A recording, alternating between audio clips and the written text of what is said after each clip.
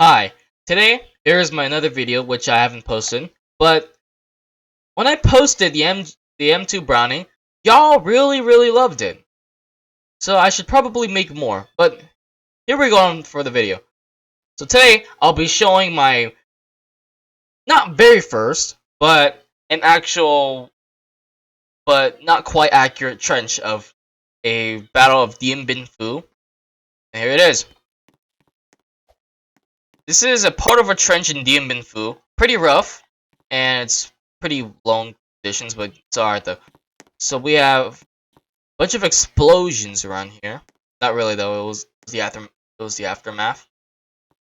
And we have a bunch of not really a bunch of barbed wire, but mainly blown up and tangled into little pieces, which they are around. Which I'm currently still working on though. So while we do that, let's go in the trench. So in the trenches, it's pretty rough. Kind of like World War I, but not really though. Since this part is really blocked off by debris, like sandbags, bunch of broken wood pieces, and lots of dirt piling in.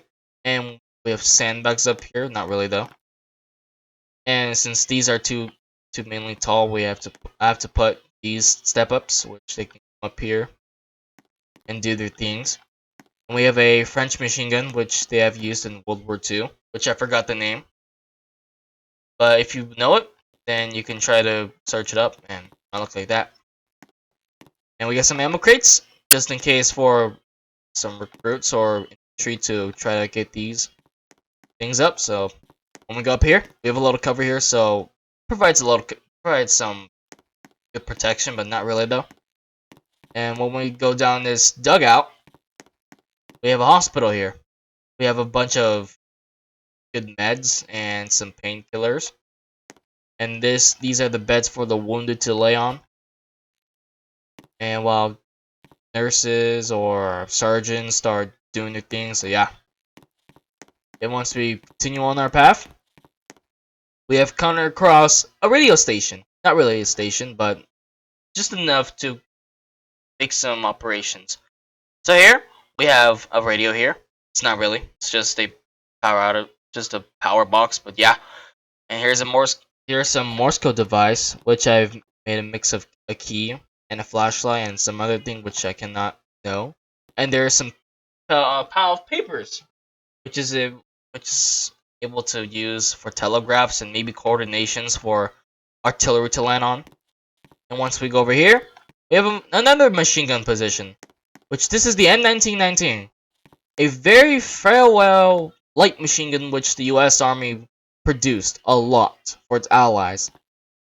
And it's actually pretty used in probably every single war. Not every, but yeah. Like World War II, the Korean War, the Vietnam War. Pretty much every you could think of.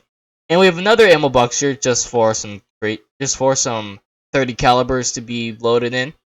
And yes, it does fire. And this is only for RPs though, alright? But right here, we have a lot of things around here, which, yeah, pretty rough here.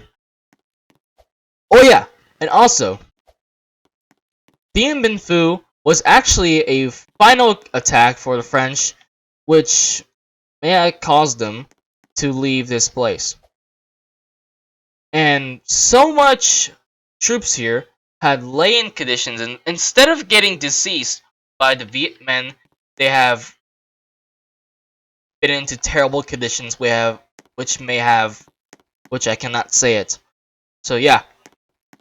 And also, here are the outfits for what the French wear. So this right here, what I'm wearing, is a French paratrooper, which I tried to make. Which, right here, we have a field cap. Which, it's not really a field cap, it's actually a bush hat.